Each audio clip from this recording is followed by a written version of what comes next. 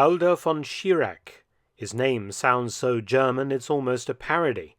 The uniform also tells us that this chap is clearly a Nazi and definitely one of history's black hats.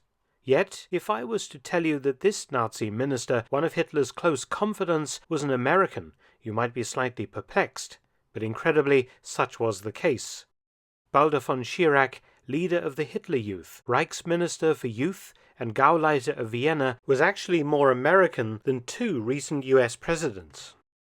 Though born in Berlin in May 1907, von Schirach's first language had been English. He hadn't learned German until he was 5 years old. Von Schirach's father was a German nobleman and an American citizen. Karl Bailey Norris von Schirach was a German-American theatre director and retired German army captain of interesting heritage. Of mixed German-American parentage, he himself had married a member of a prominent Philadelphia family, Emma Middleton Lionel Tillot, who was descended from two signatories to the Declaration of Independence. Karl Bailey Norris von Schirach's father, Karl Friedrich von Schirach, had served as a major in the Union Army during the American Civil War, and incredibly in 1865 had been part of the Guard of Honor that escorted the body of slain President Abraham Lincoln at his funeral. This man had also married into Philadelphia society, his bride being Elizabeth Bailey Norris, hence his sons' middle names. All of this meant that Baldur von Schirach, one of Hitler's favorite ministers, had 3 American grandparents. With such a pedigree, coming from such illustrious Philadelphia families, it could have been that Baldur von Schirach could have ended up serving President Roosevelt instead of Adolf Hitler. However, von Schirach was drawn to the Nazis at a very young age, joining the NSDAP on his birthday in 1925. He rose quickly through the youth leadership branch, and in 1931 Hitler named him Reichsjugendführer, in charge of the Hitler Youth. Once Hitler came to power in 1933, von Schirach continued a rapid ascent, becoming Reichsleiter or Reichsminister for Youth Education and Youth Leader of the Reich, in charge of all children in Germany.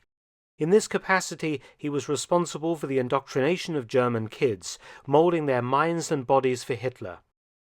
He also married the daughter of Hitler's personal photographer, Heinrich Hoffmann, much to his family's disapproval. Surprisingly, and in common with many of the younger Nazi leaders, von Schirach was called up for military service in the army. He served in the invasion of France in 1940 in the Großdeutschland Infantry Regiment, initially as a junior NCO before being commissioned as a second lieutenant, being an infantry platoon commander. He was awarded the Iron Cross Second Class for bravery before being recalled home. In August 1940, Hitler appointed von Schirach Gauleiter of Vienna. He would hold this post until war's end, relinquishing his role as leader of the Hitler Youth to Arthur Axmann.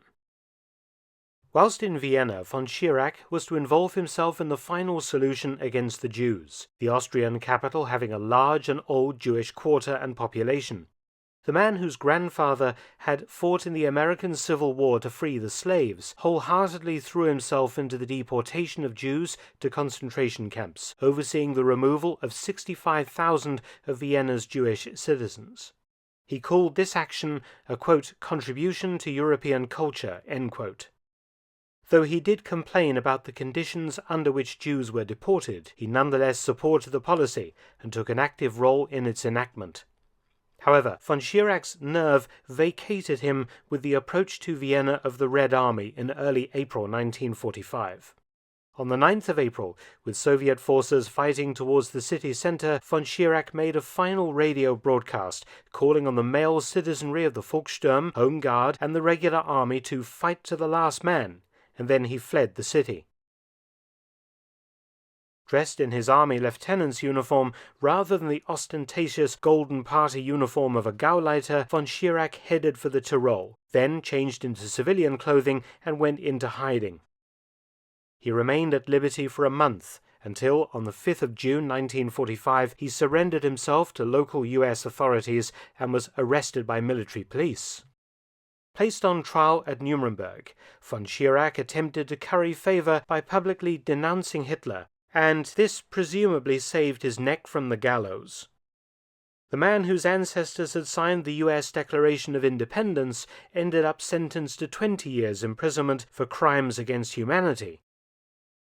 Released from Spandau prison in 1966, von Schirach lived quietly and in some luxury because of family money until he dropped dead of a heart attack in 1974, aged 67.